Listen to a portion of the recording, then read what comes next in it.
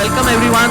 A warm good evening to all of you to the ANA Digest Design Meet Decoding Weekend Villas Design. As we all know, weekend villa design was earlier just reserved as a slice of heaven, as I mentioned in my invite, for the rich and famous long ago.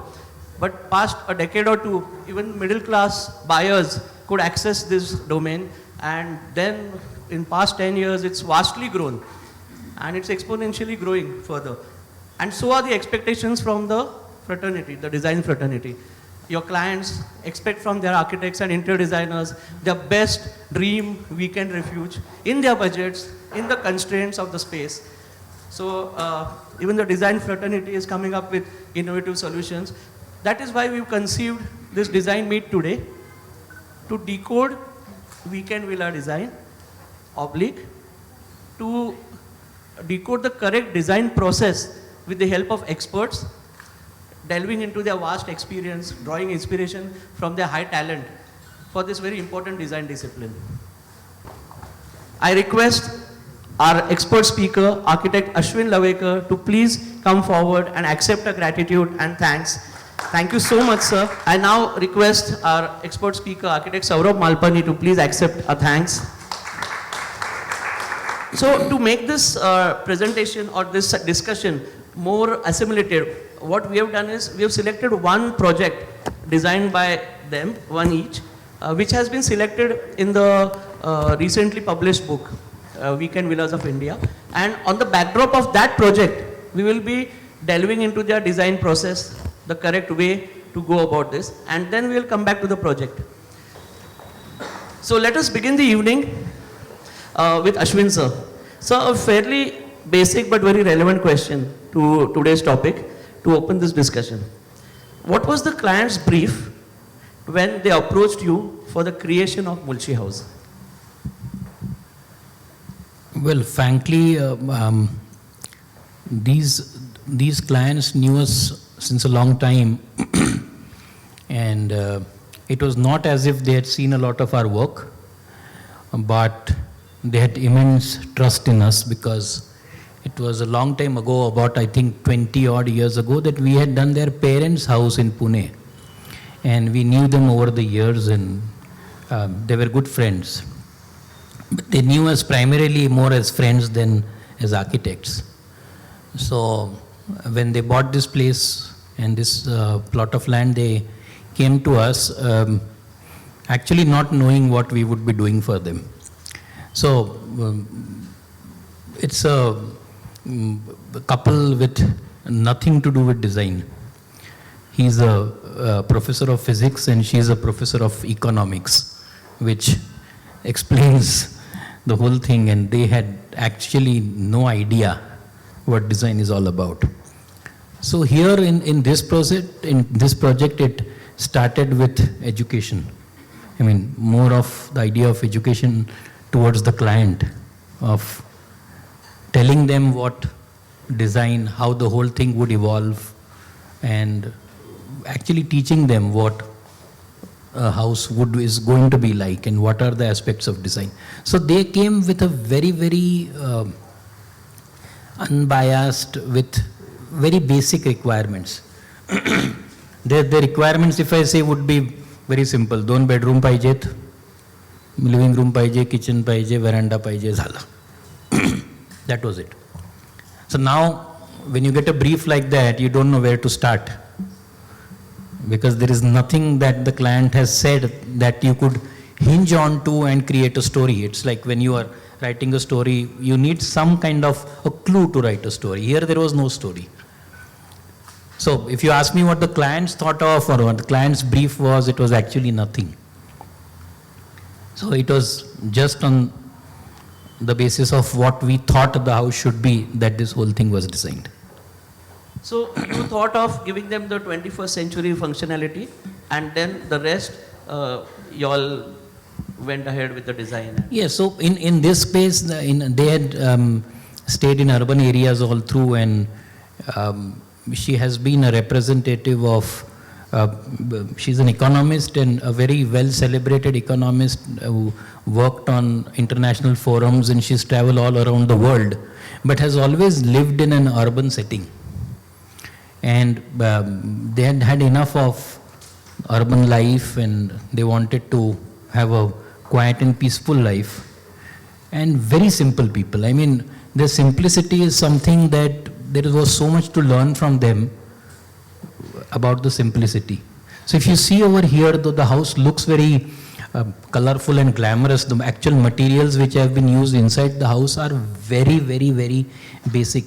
She has worked with the tribals all over the world and they've done a lot of research on that. So primarily the requirements were very, very down to earth and the whole ideation was very clean. They're very, very simple clients. So knowing the clients for, I believe, a decade and a half, almost 15 Almost years, 20 helped years. you somehow to No, so only thing, probably the clue that we took from that was their simplicity. So we didn't want the materials to be very loud, we didn't want anything to shout. But at the same time, we wanted to give them, they said this is the last house we will ever make. So we wanted the architecture to be celebrative and because they had to live there. So eventually what happened, it got designed as a weekend villa, but they ended up staying most of the time over here. Initially we designed it as a weekend villa, they would be staying at Barner and going here over the weekends, but it happened the other way around. On the weekends they used to come to Barner and through the week they stayed there. That speaks volumes for your design, sir. We'll come to, thank you so much. Saurabh sir, after creating the weekend villa Aranyak at Grape County, Nashik, what do you think your design and the actual villa designed by you brought to your client's life? Obviously the clients knew they are going to get a great design and a good villa by entrusting it to you. But what particularly added to their life because of your design and your creative architecture? I think sense of belonging to the place, peace from the city and their professional life, because both are the doctors. Husband is nephrologist, she is a gynecologist. And one more thing which when they came to us, they wanted as a retirement home where they want to stay, and this place is not far from Pune, Nasik city. It's only 15 kilometers from their existing place. So what they wanted is peace and sense of belonging for themselves, because where they live is a very urban house, flat, where they can't open the window. If the window is open, its next neighbor's window is popping in. So here, that was one of the thing I think they got more than a weekend villa. And they really, because Grape County is a second home society. So there are already houses from Shabbir, Unwala, Sanjay Patil, I think Ajay Nitin Sonar. Bhute, sir. Nitin, that is just behind me. And it is, yeah, it's opposite, and he's also a nephrologist. So they were actually, it was very funny, and it is very interesting because he's a senior nephrologist where Nitin made the house, and he's a very aggressive person. So also it's a beautiful how his modern language also shows the character of the person.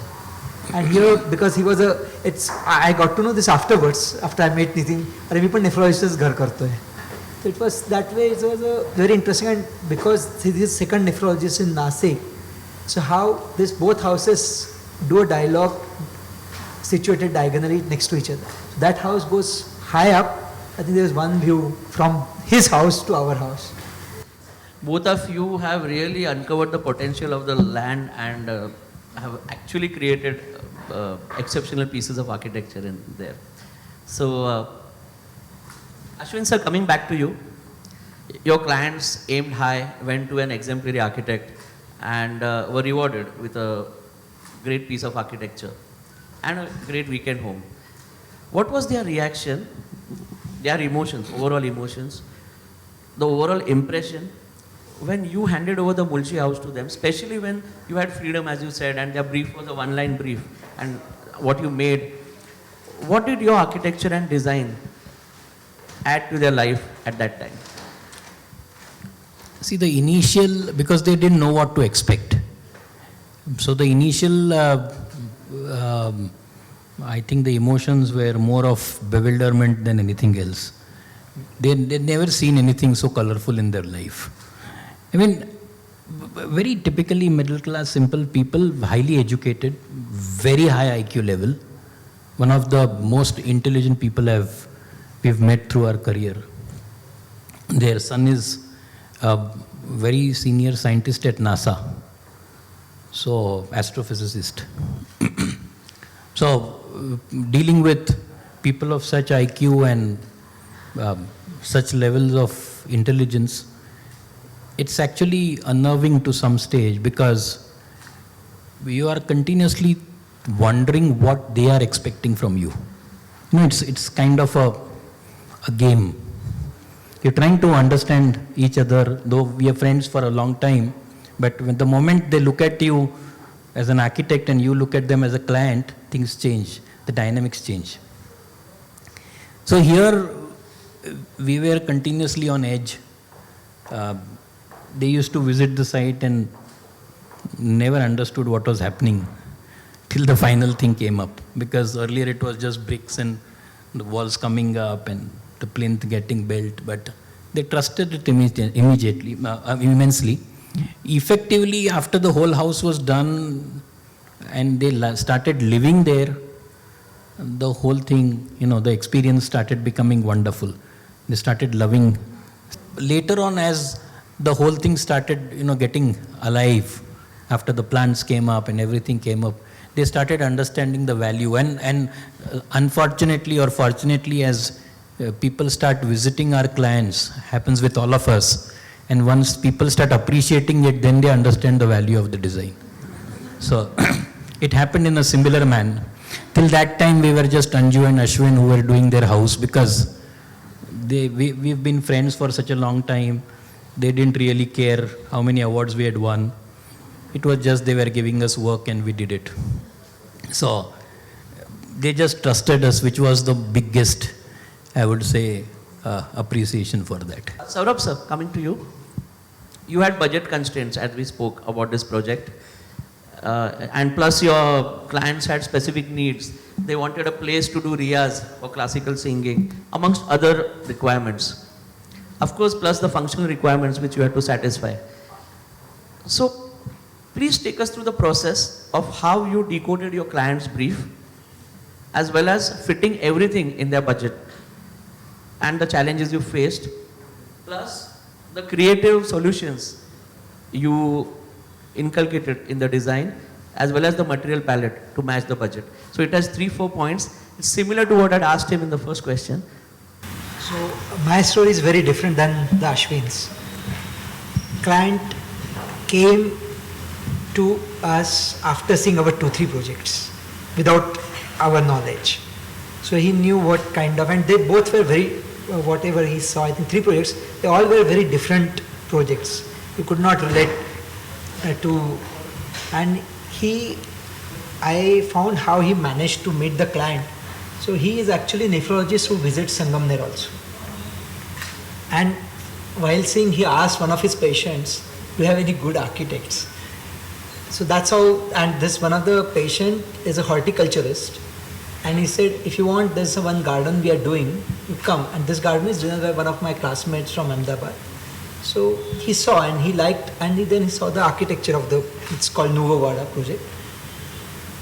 After that, when he came, he asked me to come and visit it.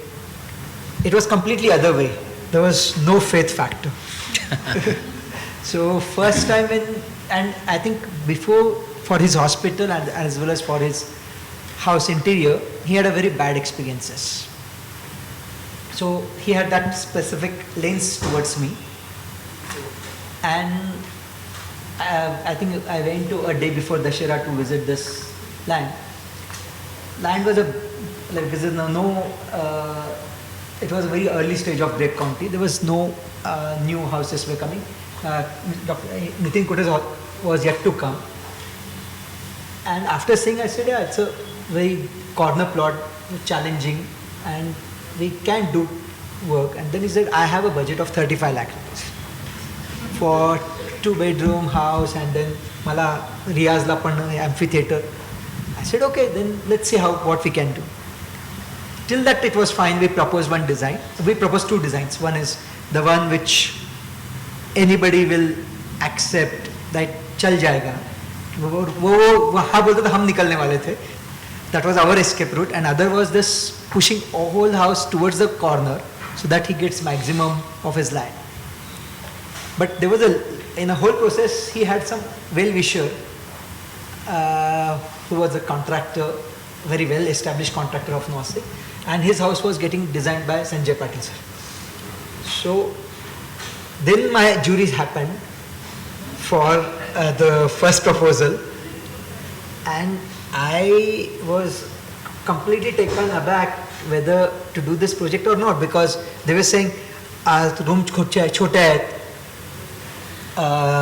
एवढा span. म्हटलं budget 35 lakh आहे. So I had to fit in budget.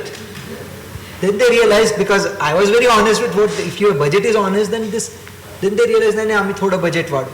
म्हटलं ठीक आहे. So then म्हटलं मग मी 1 फुटांनी span वाढवतो. So so it happened 12 feet span, and then I said, because that meeting I said if they don't agree, because I was little, well, in my words I told him, you are asking me to write a prescription as like patient is asking prescription to doctor. It's not a fair thing. You came to us saying what we can do. He realized my point, and then he said, you do what you feel correct. And then we pushed this one of the options which he agreed and which was we wanted. So we pushed the whole plate at corner. This side is I think south and the other side is west. This is south facade. So south facade and west facade has the road. So cutting the noise, there was no possibility to... Sir will be presenting the project soon, so you will be able to see all the aspects of the project. And then there was another... Our budget is that much only. I said, I will put very beautiful corrugated sheet, horizontal, vertical construction la vaparta. We will put the horizontal, and it is 28 rupees a square feet plus construction, execution, 58 rupees मध्ये तुमचं colour बिलर सगळं होऊन जाईल. आणि south and वेस्टला आपण असं करू. It happened and we started the project. We were not aware what we will be doing. And then after first slab we said, sir, खरं सांगू का ते थोडी टपरी सारखं नाही वाटणार. Yes, it is. It is a high-end टपरी. That's what we are going to be. And I was then stubborn.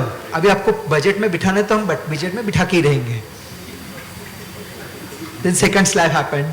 He said, मी माझं थोडं बजेट वाढवतो. म्हटलं ठीक आहे, किती वाढवणार?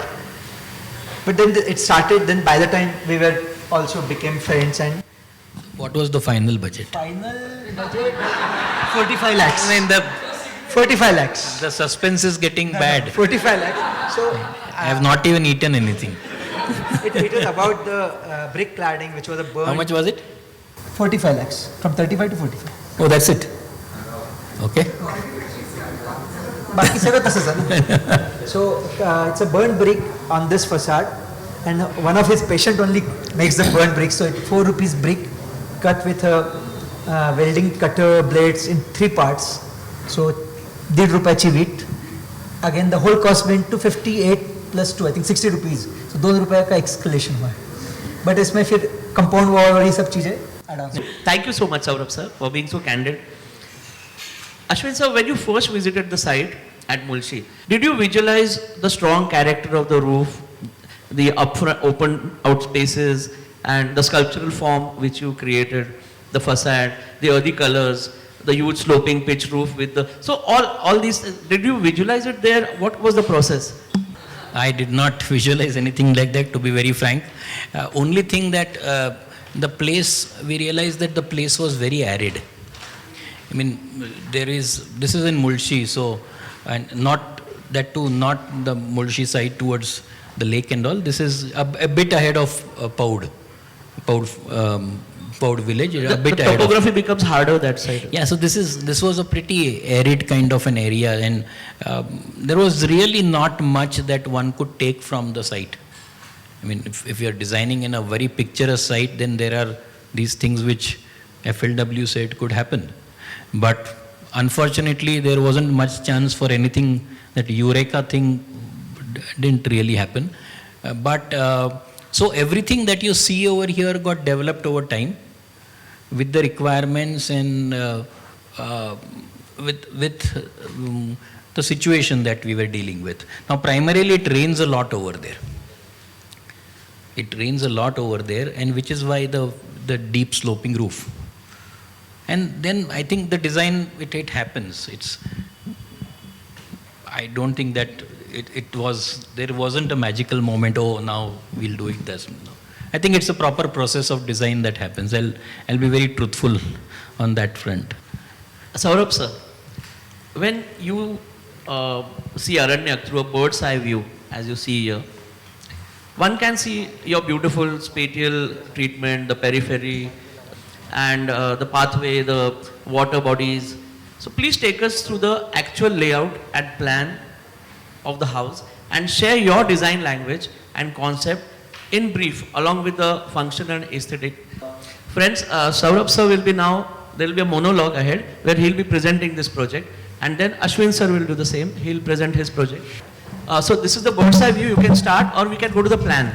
This is the photo sent by Grape County who do the drone survey, keep doing the drone survey for how the modification happens. So as this is the east, this is north, west and south.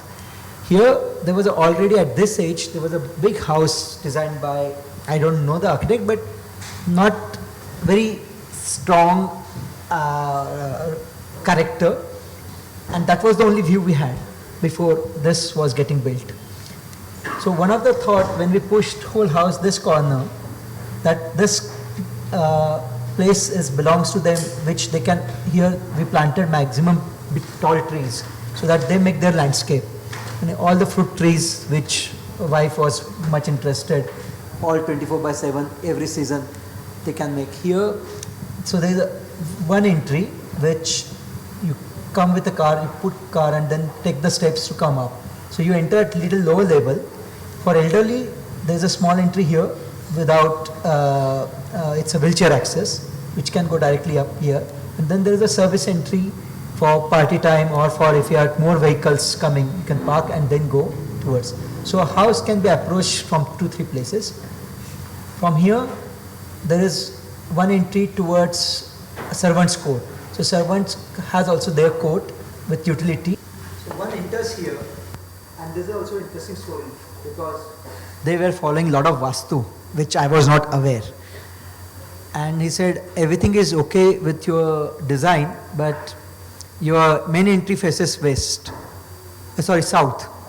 I said, okay, which way you want? He said, east. I said, okay, then I will just make the entry here. This door goes this way, and it becomes east facing. So you enter here, you enter into a veranda, which has a small swimming tank. It's not a pool, because Grape County has a scarcity of water. So in summer, they really get the water. So to water the whole plant. So this works like a tank where you enjoy 2-3 days swim, release the water to irrigate your garden. And then there are steps to go down. There is can we go to plants? So this is a site plan.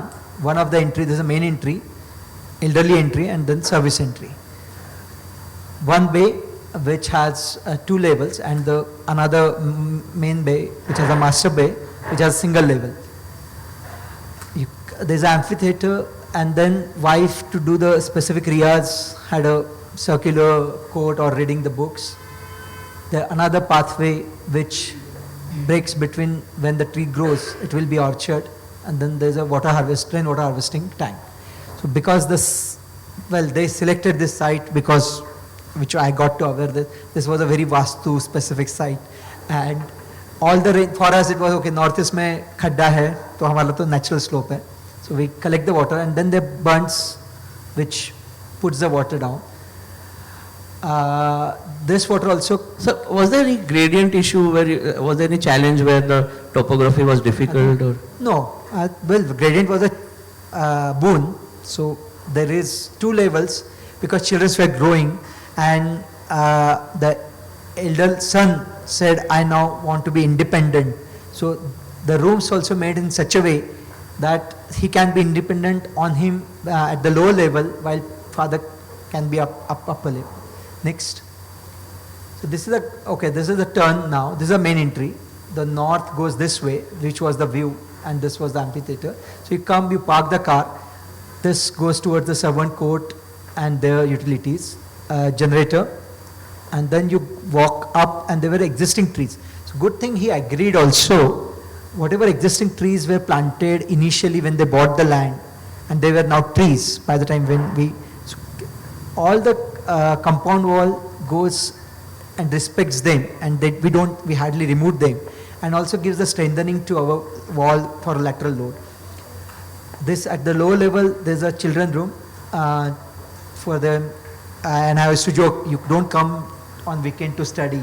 So there were 2 still study tables whenever required, 2 tables, then with tub bath and the toilet, and there was a small cutout here to go up.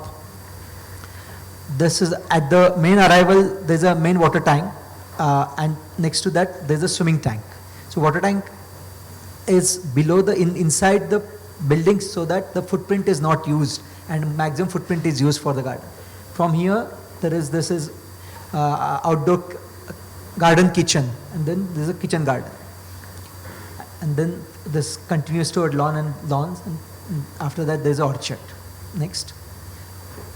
At this level, when I said my entry was facing south, we turn into the east.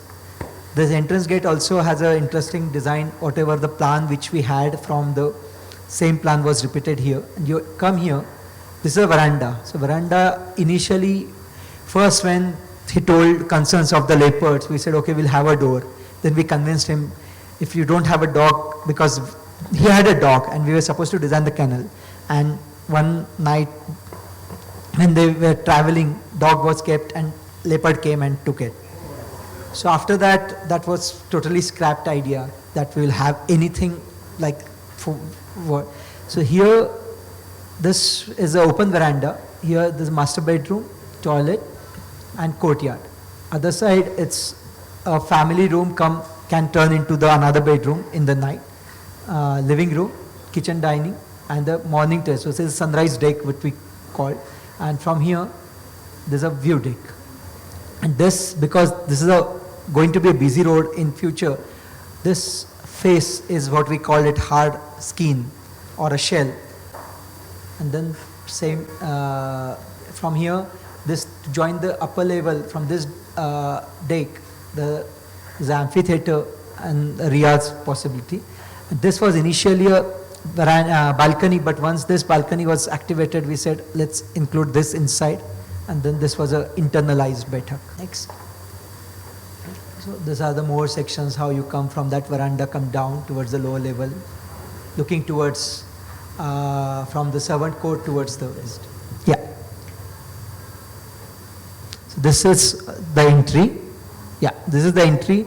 House name is written here, Aranyak. That was also a lot of discussion why you need a name, because you don't hardly, but then that was wife's desire. Next.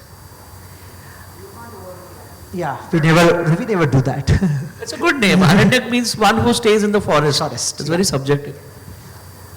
As this was the kitchen window, which also has a mirror inside and it's 30-degree angle, so which takes the east light in the morning.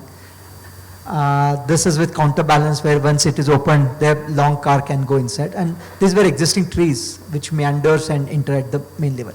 This window from the living room checks who has come. And this slit windows allows the cross ventilation. So here, where soft skin and hard skin meets, there is a simple jigsaw happens between them. And this is the main entry, which is made, this is actually protruding thing happened out of the requirement of going towards east. So from here, elderly entry happens. Next. So once you arrive from there, there's a veranda with a swing, and then you take, this is one of the level which is a public, and this is a private. And from here, if you come down, or if you enter from the service area, you come into the veranda. So this water is recycled and given back to the irrigation. So it is without chlorine, without any addictive material. So this is one who comes from a service center with bigger population, they can hear, and then the congregation happens here. And here also, because Nasik being very cool or cold in the winter, शेकोटीची जागा, रियाजची जागा, मग आम्ही तिथे barbecue करू directly. So I would also request you to mention the color palette and the reason behind it, and the material palette also, for the benefit of the audience and us. When we took this project, this was very close to, I think, 5 kilometers away from Trambakeshwar. Now, it happened when I was studying, I visited Trambakeshwar, and this was the second time I was visiting Trambakeshwar. So Trambakeshwar also has a lot of vernacular buildings which were exposed, and the way they were constructed also has the same language. So they were not free, there was no English or Flemish bond. It was a construction technique was fake, it was Indian bonds, the way what masons thought will stand, or out of their traditional knowledge. So we studied them, and that was when we were planning for a load bearing construction. But because of the seismic reasons, as well as seismic, how you say, the numbers, it's not a very seismic zone, but the engineer refused to do the load bearing construction. Also because we wanted a water tank inside our plinth. So then when it came a simple frame structure, because soil has a directly strata as a stock. So there was no, because no hill, there was no big soil, it is 2 feet soil, and then you have a rock. So material palette is very simple. Hardly any colors are used because we feel it will take 2-3 years. When after rains, we will know the leakages also, because and also the budget was not allowing us. So we did a birla putty inside, whatever was kept. So they took little time. तुम्ही असंच ठेवणार आहात का? म्हटलं असं चांगलं दिसत नाहीये का? And then I think whoever visited, they found, अरे हे texture काय केलंय? So then they realized, no, हे चांगलं दिसतंय. This was actually supposed to be also cladded, but the construction quality was satisfying, so we said, hey, आपण असंच exposed ठेवूया, because this was actually retaining random rubble masonry. And this requirement of cooking outside also came afterwards, but because it was pipe gassed from the our gas bank, it was very easily possible.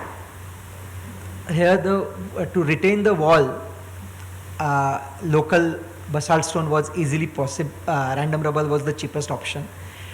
This lights also were done in a basalt stone because that was more going with the language than getting the new ballards, which are the ready-made. Lights are I think they are very basic. So language was a salvage wood, which we got from, I think, either from Trambakeshwar or one of the old vadas. So it was bought for 10 tons of wood and then cut at our place.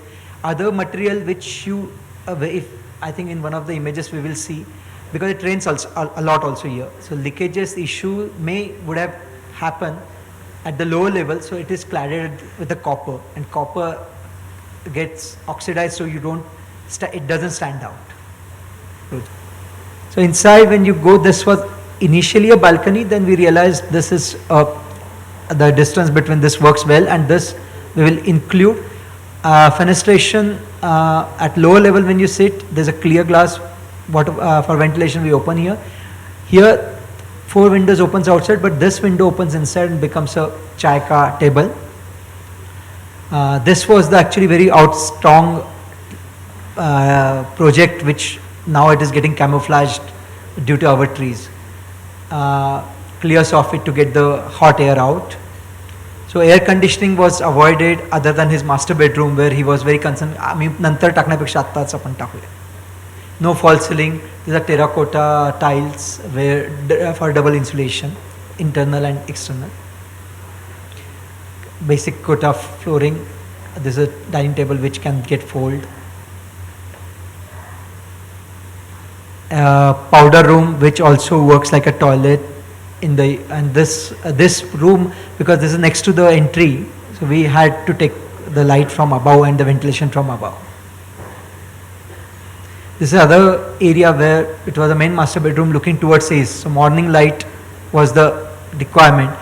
Actually curtains were yet to come, I think, when we taken the photo, but normally because the tree plantation, you do hardly need privacy, that kind of privacy.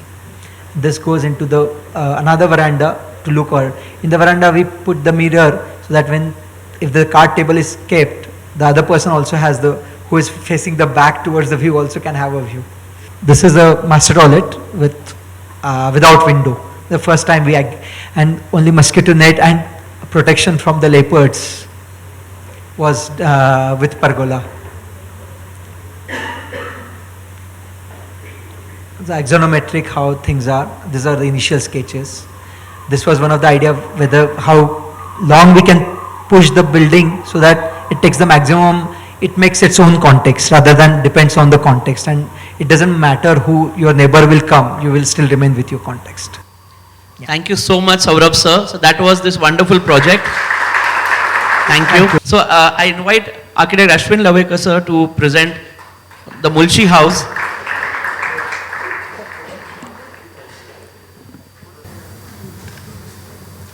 So this project is quite contrary to what Saurabh has done, I would say.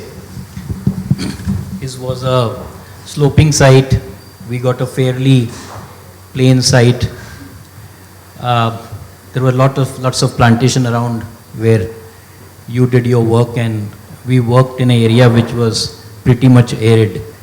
So you asked me a question about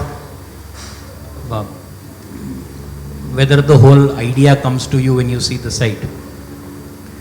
Primarily when a site like this comes to you, all you decide, I think when me and you were discussing as to how to take the project ahead, it was more about what would be the characteristics that you would give to the project.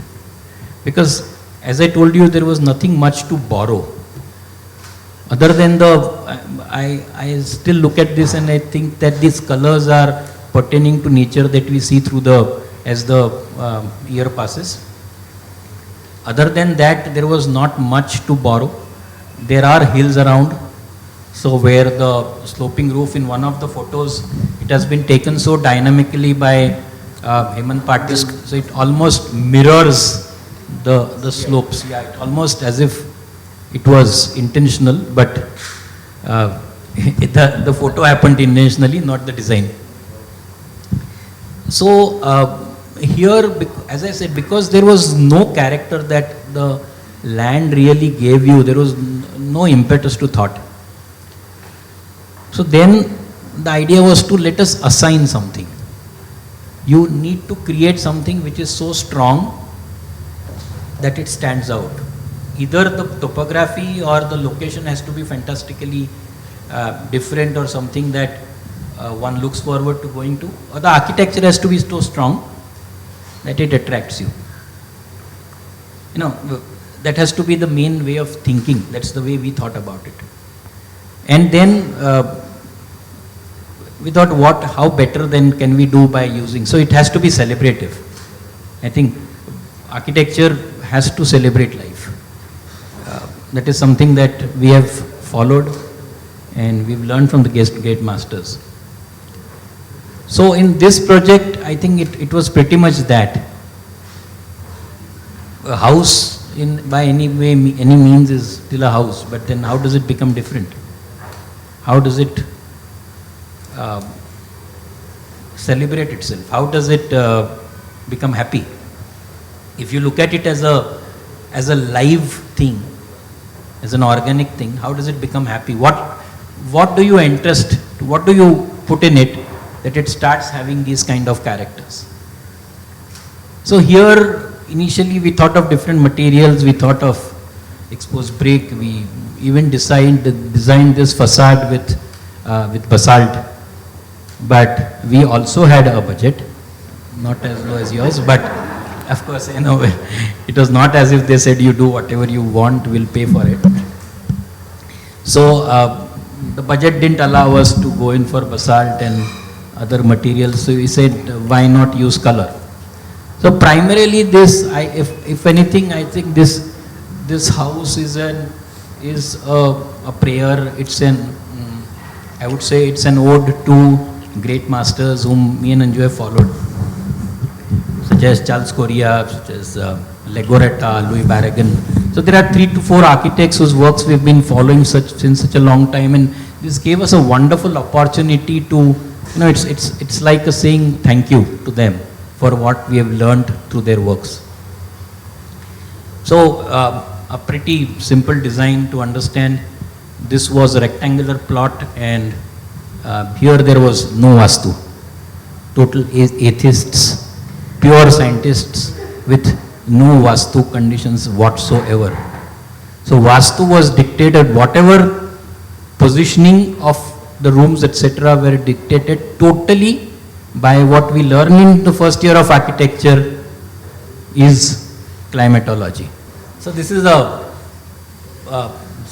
so we just wanted the driveway to extend it.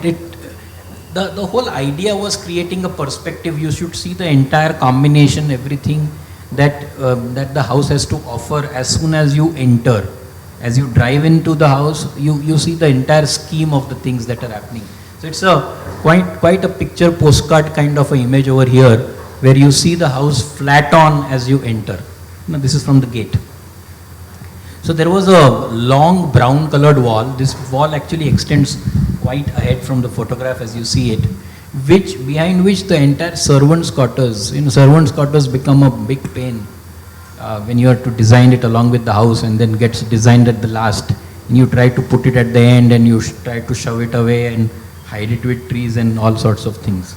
So here we decided, and anyway the servants and was a watchman and the servant combined, and so he had to operate the gate and he had to do the services. So we decided to take it in front, keep it as a prominent thing, but hide it behind a long wall.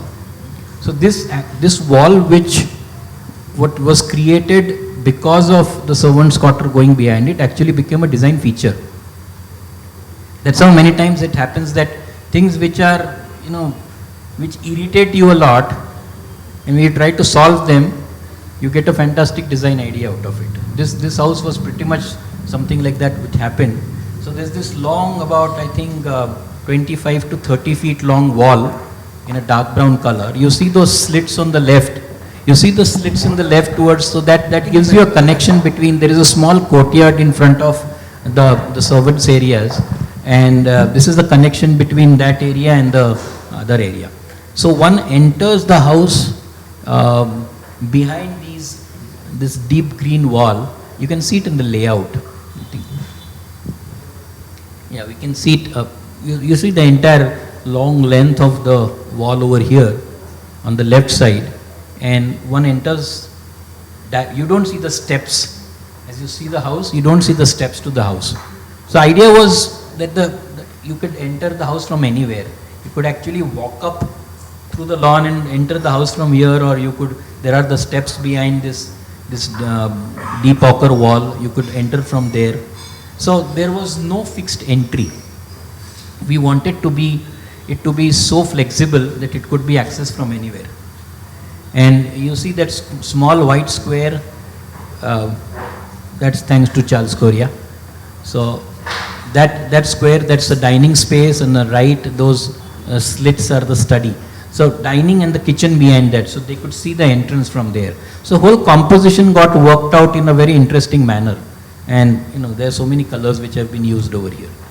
So this is how the whole interest was created. So as I said earlier, this points towards the west, and this whole thing is the south, which is why you see this deep slope towards the south. And this entire veranda gets sheltered from direct heat. So this corner, this becomes a very interesting place to sit. And whenever we go there, I think most of the time is spent, we've never gone inside the house or sat inside the living room. We've always spent time sitting over here. So that becomes the interesting part. Yeah, let's go ahead.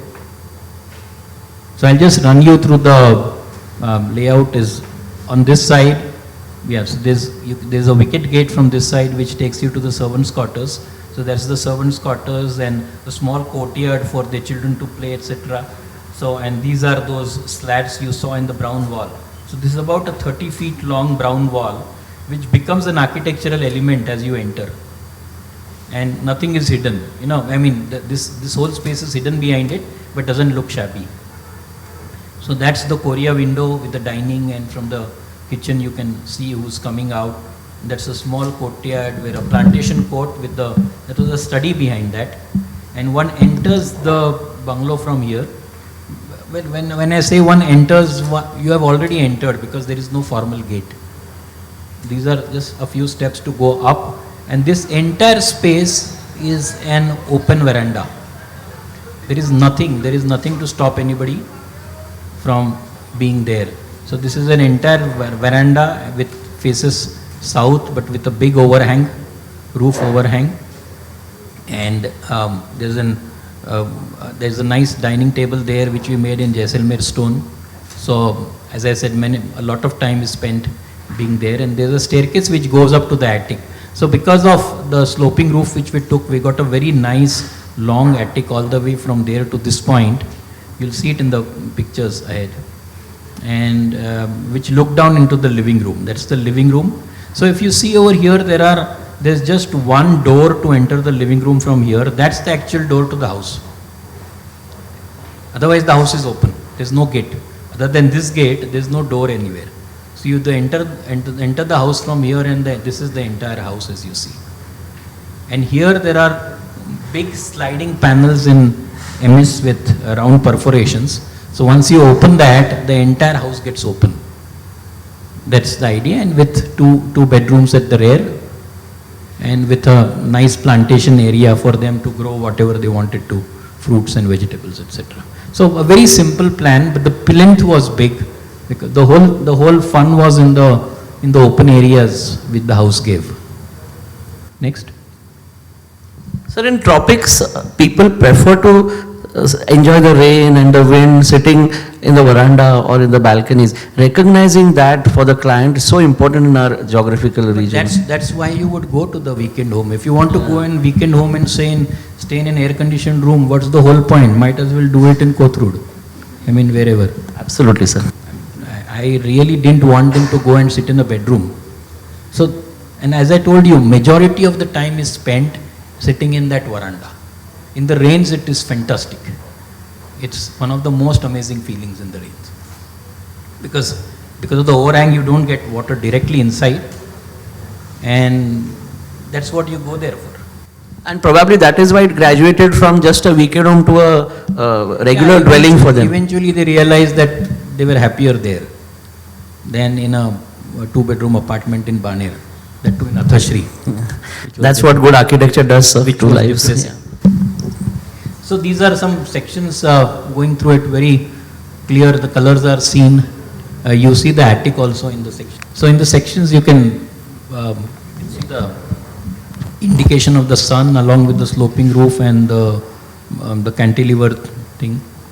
There's the attic over there looking down into the veranda. So as I said, the veranda becomes the main soul of this house. Otherwise the rest of the areas are just there. I mean, you want a living room, that's why there is a living room. But most of the lives, wherever they are there, they are living outside, unless it's too cold to sit out. Next. So primarily, if you see, as I keep on telling, this architecture was, it was about additive forms. There are two types of thing. One is that you have an additive form, that different elements are added together to create one composition, and another thing is, let's say you take a square and you deduct elements out of it. So this was all about having additive forms. There were different elements of architecture all combined together to create this that happened over here. And there is a photograph on the right, on the top drawing you see, there is a curved wall in a deep ochre color. So that's actually a powder toilet. So here there were different kinds of forms that we added together to create the composition. And every plane had different colors. All colors were, I would say, there are earth colors, natural colors which you see in the climate around us, where you see in the topography around us. So here one of the big challenges that we had was how to manage, how to manage the proportions of this whole entire thing. It was a very odd kind of a proportion. This was very tall, and this whole thing, it was a very difficult thing to manage aesthetically, to balance it out, which is why the whole idea of this plain wall came in. So I think it balances the whole proportions very well, and it becomes a nice ceremonial kind of it indicates that there is something interesting happening behind that. Next. Yeah. So now there are lots of plants here, and it's become very interesting. Those are the steps to go. If you don't want to tread on the lawn, then you go up like this.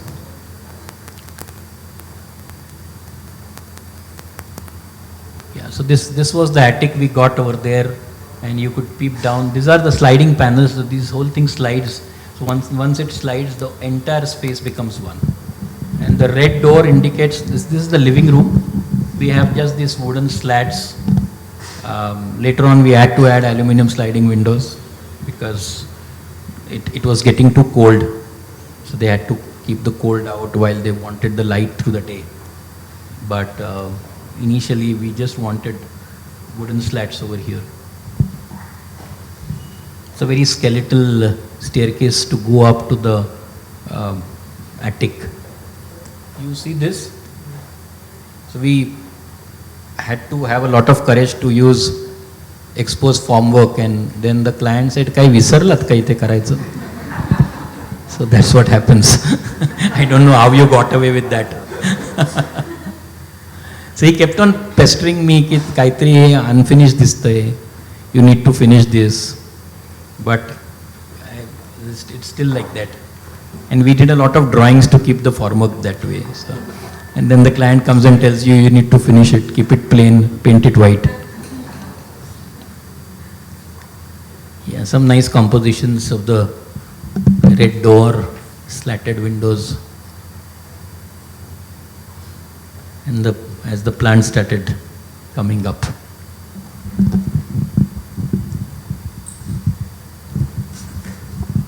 That's a light fitting. Yeah, so I'm talking about this. So this is a powder toilet, and there's a very nice slit window over here which gives in wonderful light through. There's a deep blue colored wall behind. I don't have interior photographs, unfortunately, because it wasn't done to that level. And this is the residential zone. There's the bedrooms behind this. Yeah, you see that red colored, that's the shutter. That's a panel which gets in light over here. And so there are 2 bedrooms, and that's the service court. So we would also love to have your comment over the selection of the color palette, which is obviously it's merging with the natural flora and also the material palette. So the material palette was very simple. It's Shahbat stone which we used on the flooring. The whole roof was a metal structure which got prefabricated and then got installed over there. And other than it's just a rough sponge finish plaster with a variety of paint shades which we used over here. So, and people ask us how we get inspired to use these colors. I think it's there in the nature. You see a dried leaf, you'll see all these colors there. So it's as obvious as that. The slide we included for the beautiful sculptural, the whole structure from all the angles. Yes, interesting compositions these, and as the whole project got, started getting done on site, and the colors started coming up. Because see, there are some projects, some architecture which looks good without colors. And sometimes when you assign colors to different planes, the whole architecture starts becoming more interesting. These are 2 different ways of doing work. It's not that one is good or one is bad, but this is a different way of designing where colors are, the planes are enhanced by using color. That's what we did here, and I think it worked very well. So clients, you asked me whether the clients were happy. They were very happy, and they named the bungalow Khushi after that. That's my daughter's name. Yeah. That was the last image, sir, of the presentation. Thank you very much A for big, being big patient. round of applause. Thank you so much. I request Saurabh sir to please join us back for the second last segment of the evening, and then we go to the Q&A. Now friends, we heard their views about Weekend Villa Design. We saw their presentations of both the projects. Now I'm asking 5 questions in quick succession, which are very relevant, very important aspects to Weekend Villa Design, which make it distinct from urban villa design. And I'll be coming to both of them for their answers to these aspects. Not rapid fire, we need to pick their brains on this. So the first question, we'll start with Ashwin sir. How important is intertwining nature with the livable spaces in a weekend villa? What should be the design process for nailing this aspect? Ashwin sir. I think that's probably the most important aspect, because why does one go to a weekend villa? You want to get away from the urban setting and you want to go there and be with nature. Otherwise you would go to a same location every time. Why do you go to different locations? Sometimes you go to a beach, sometimes you go to in the mountains. So, you go to different locations because you want to see nature, you want to connect with nature. So I think weekend villas as an architectural typology should always include a lot of nature inside. There have to be big openings, there have to be spaces where you sit out and you enjoy the breeze, you enjoy the rains, you enjoy everything. You enjoy the sunshine as well. So this is an absolute important tick on the box of a weekend. I think this is the most important thing. I mean, one wouldn't go to a weekend villa and go and sit inside a house with a AC on. I think that guy would be a fool to do that. Saurabh sir, same question. I think what he says, I think framing horizon or the horizontality of nature gives you peace of mind, stability. It also gives relaxation because the horizontal line is so vast in nature, you forget what you are coming, which background you are coming from. So I think it is very important, the nature and then capturing the nature in most horizontal format.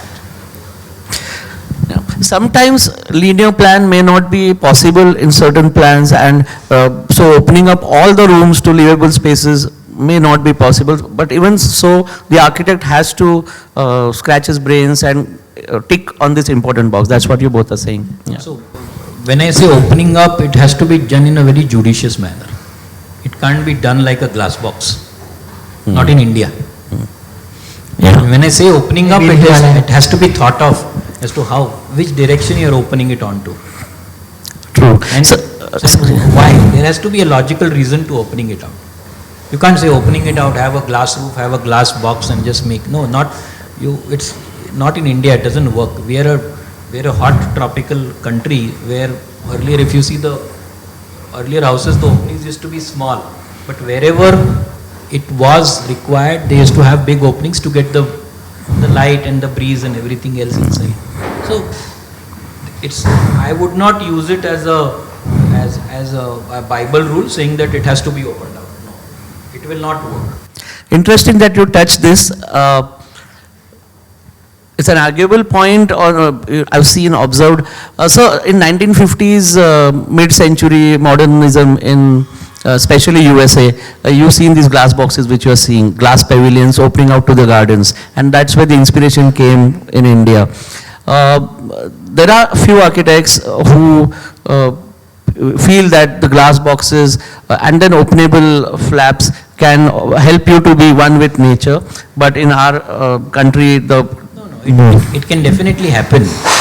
You're talking about the architecture of Mies van der Rohe and all these kind of things where there was a linearity and there were huge openings, but you look at their temperature, the climate that they are looking at and our climate, the same thing cannot happen.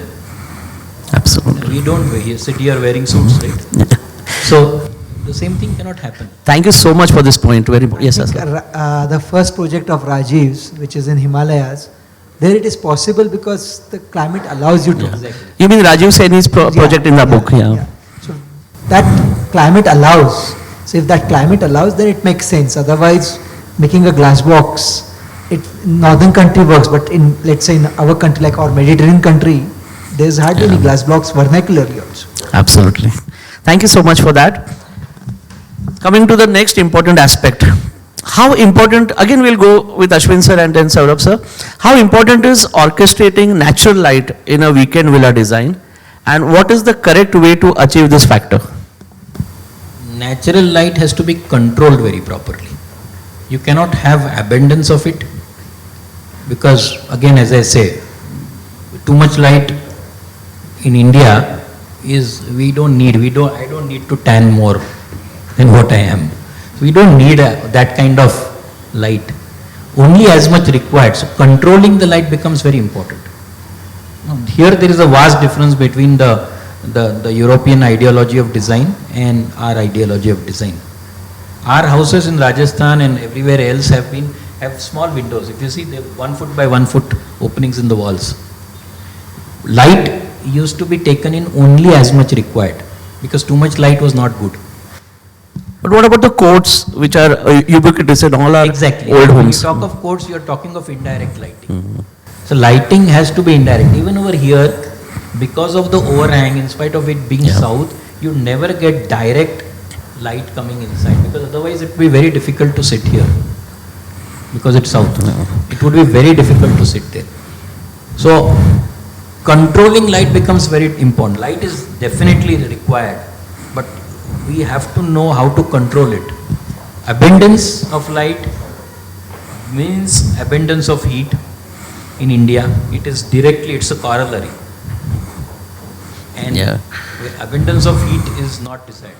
But certain spaces where in deep plans, getting natural light in the That's what I said. structures. How you control, how you get light through courtyards. Let's say if you get light through courtyards, the light comes in and then disperses. Yeah. And then in nooks and corners, it will go in a very soft manner. It won't hit you.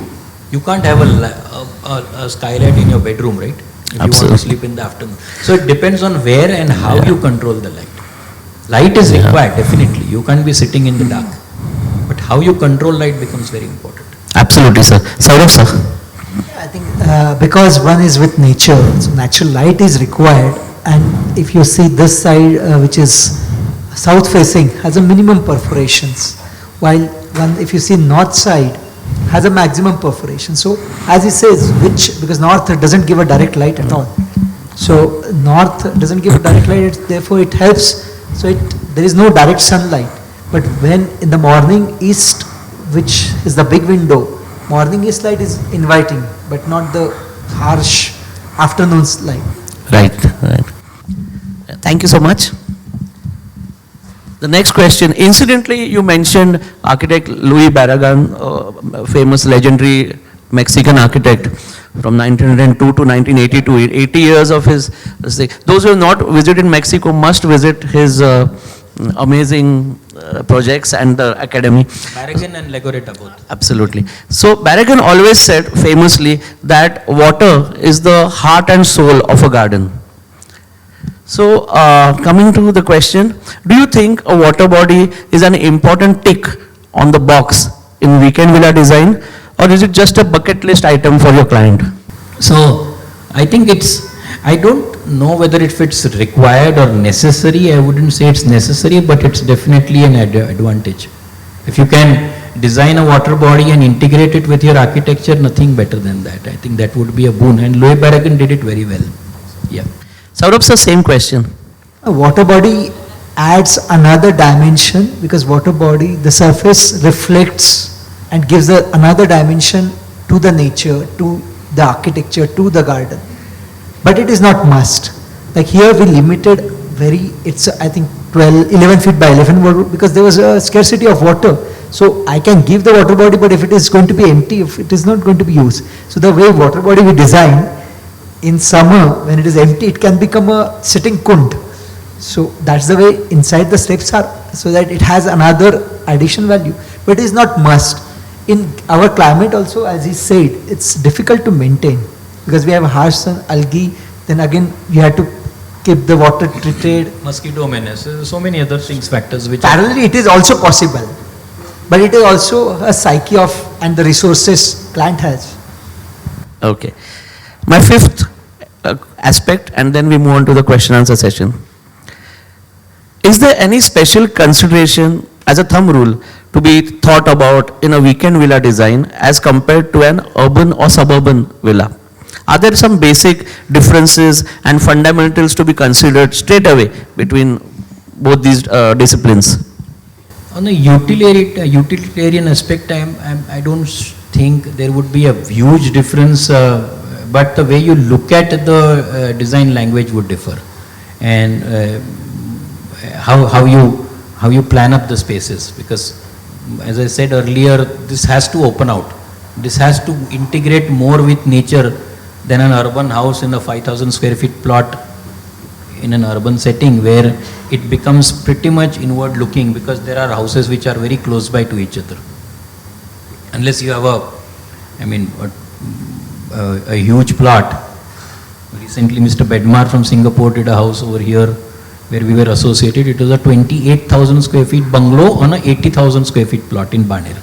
So that's as good as a weekend house, because it's there's so much space around. But typically, if you look at a typical situation of an urban house, the plots are not that big, and then it becomes inward looking because somebody else is peeping into your house. Here it's totally on the contrary. You're there you're not tied down by anything. You're going there for a couple of days to enjoy. You're going there to be one with nature. So I think it has to be outward looking, and the whole language of design changes. That's the reason for the celebration. That's the reason for the colors.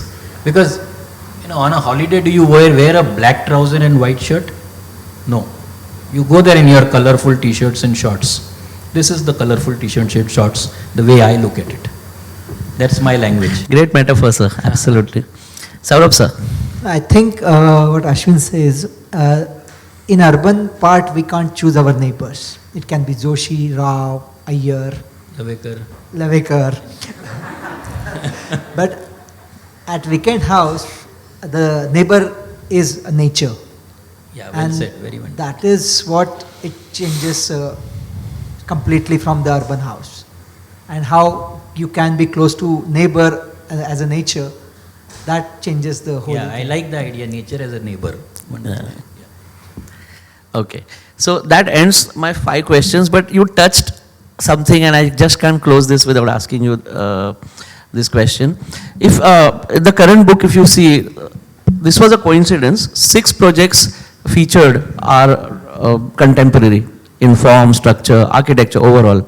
And the 6 projects later on in the book are traditional, borrowing vernacular elements, but overall traditional in form, structure. Does this happen based on the brief of the clients, or it's the inclination of the architect? I don't think one starts with a thought unless it's a very, very strong design language, like you talked about Tadavando. Yeah.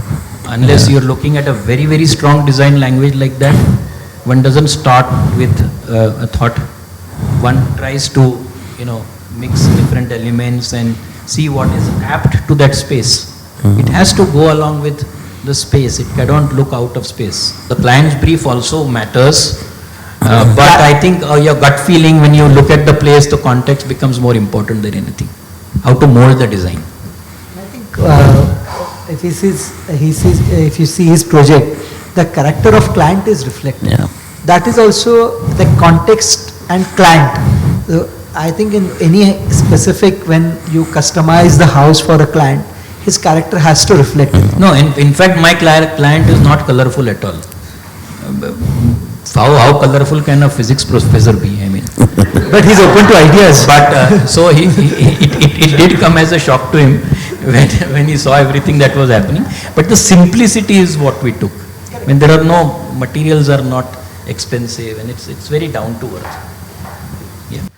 Excellent. Let's applaud them, friends. I would like to ask Tushar, since we were so involved in this book, any question comes to your mind, seeing the presentations or overall or in this design discipline? Basically, I understand what Amit is talking about, because while you were going through these projects, you must have done some kind of analysis on your own. As a conscious architect, I think that analysis must have happened at the back of your mind. True, sir. That analysis certainly happened. And in fact, these books have been a big learning for me also, because the amount of projects that you get to see and that you get to learn from is amazing. And especially this book, I think this is the third year when this book is coming out. And the baby is growing, and every year we are trying to improve upon that baby's growth. So this has been really interesting. But coming back to the projects that you have shown, you both know that I have admired your work always. And even Sunil's work. Sunil is not here right now, and I was fortunate enough to visit Sunil's project also and the Murshi house also. So Saurav's project is now due. Today, both these projects which you all presented so well today, I think they, if I'm not wrong, they were both based on very modest budgets. They were for very modest kind of people that they were designed for. Both of you, I know for sure, are very modest human beings. But when we are talking about all these things which are so down to earth, humble, and on a very subtle note, does it take away from the efforts that you put in as architects and designers in making these projects? That you've not, so even throughout your presentation you were talking about it's so easy, you just have to respond to the context, and you have to respond to the land, and you have to respond to the trees around. It's not always that, right? There are many more things that goes beyond it which never come out. So would you like to throw light on those times or those hours in the studios that you all spent while designing these projects? You took me back to those days when we had sleepless nights over this particular project, because the clients, as I said, were very dear to us, and we didn't want to fail at all. They had entrusted us totally with this project, not knowing any other architect than me and Anju, because of the backgrounds, as I say, and very, very simple people. So I think the responsibility becomes very immense, and the pressure on you to perform is very high. Under such conditions, I think convincing the client and about what you're doing, though they have given you a free hand, you do need to consult them at different stages of the design process, and when you are, because finally it's their money you're spending. So, the entire form of the architecture, so much of open space over there which was not lockable. It was such a free space. That entire veranda outside was such a free space. And probably the first thing that we sketched out was that area. Keep it free. Let there be no door to the house. There are doors to the rooms, but there is no door to the house. Now selling that kind of a concept to somebody who's lived in an urban setting becomes very, very difficult.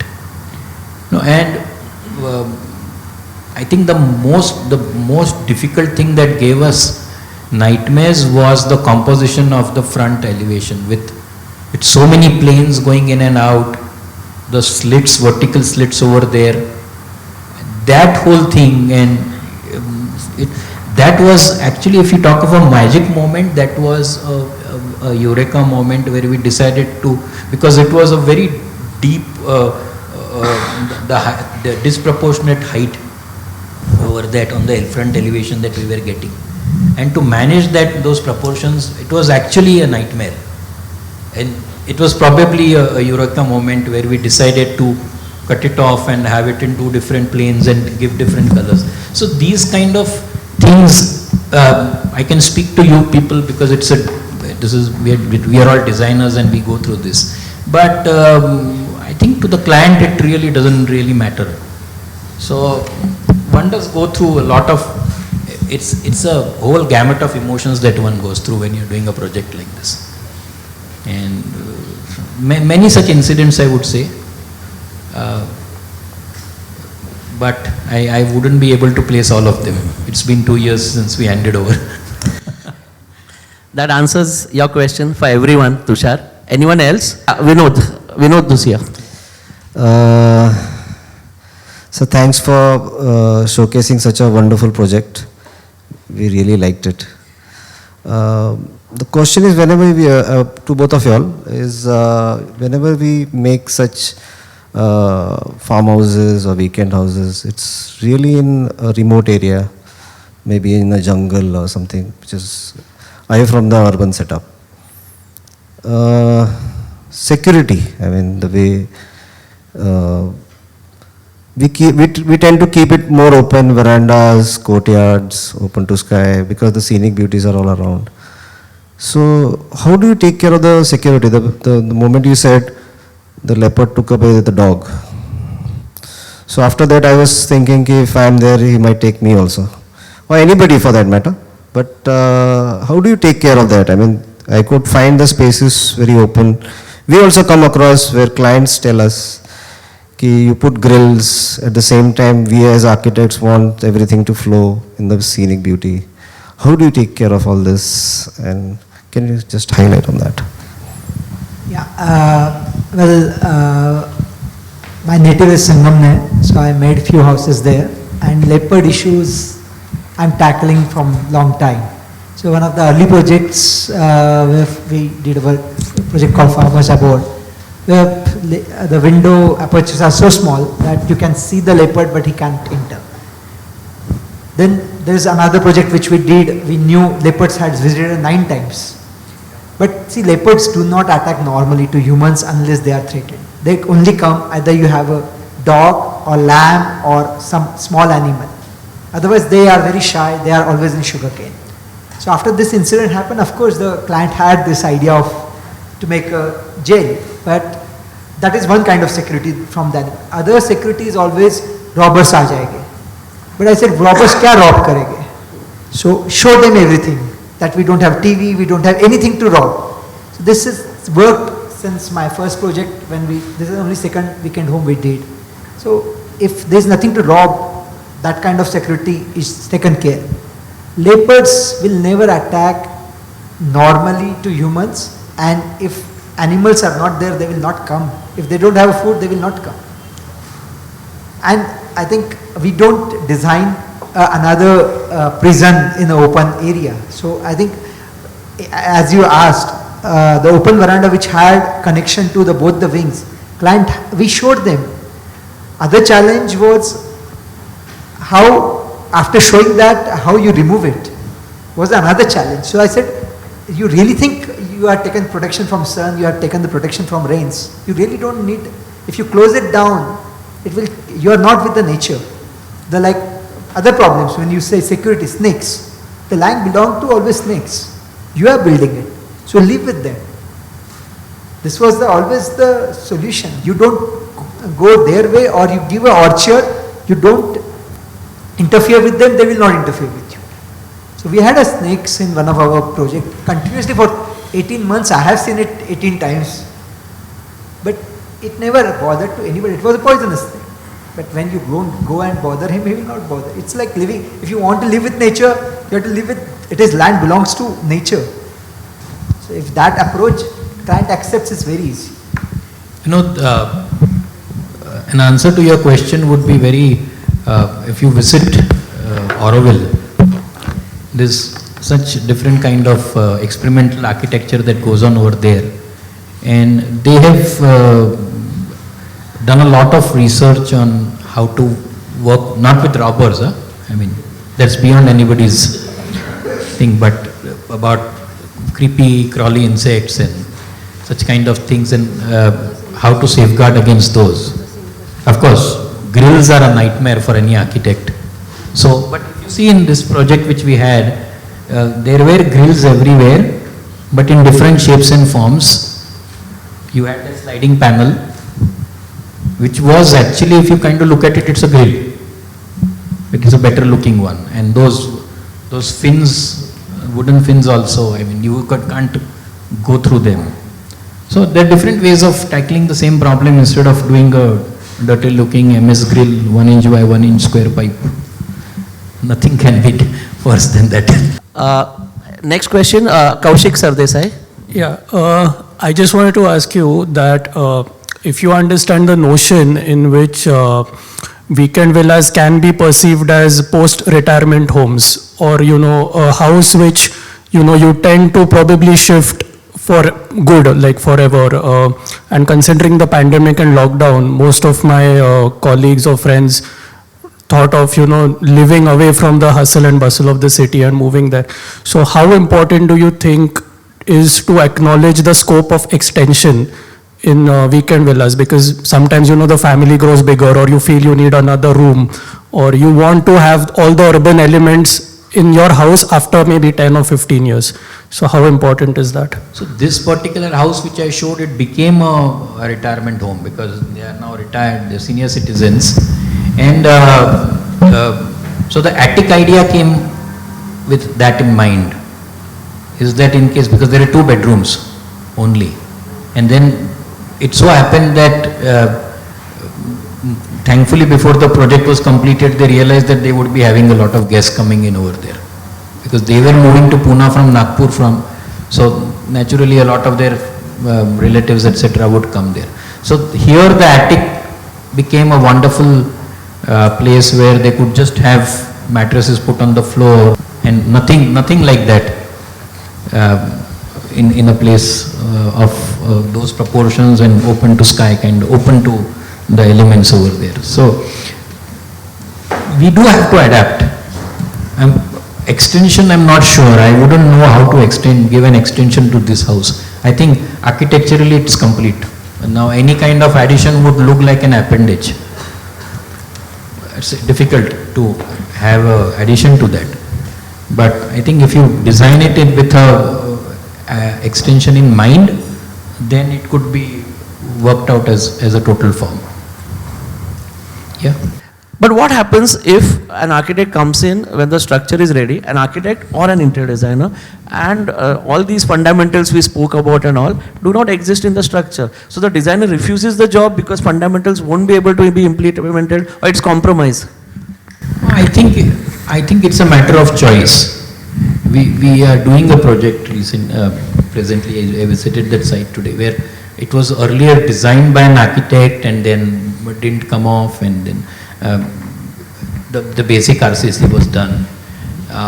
But we found potential in the project and we did some modifications, and then I think it has come out pretty well. So if it does give you the scope to do something, and if it's possible to do it, why not? I mean, the client has realized this mistake itself it's a good thing, right?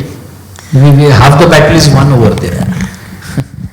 I'd just like to add to what Ashwin sir is saying that I mean, whenever we get a project like this, I find it very hard to disconnect architecture and interiors. It's not different. It is the same thing. So it's very difficult when someone says that someone else will do the landscape and somebody else is going to do the interiors, because there is no difference. It's one soul and it's one house. So the differentiation is very difficult, even though we do take up interior projects and we do all of that. But, I can't have something else outside and something else inside. So I think the connection is really there. Absolutely. And Ashwin sir, what was the budget of your house? We ended at 1.25 crore. Oh, wow. We ended at 1.25 crores and gave up on the fees. Architect Ashwin sir and Architect Saurabh sir, thank you so much for accepting our invitation, coming here, sharing your grey cells, your experience, your talent for the benefit of everyone. Thank you so much. Yeah.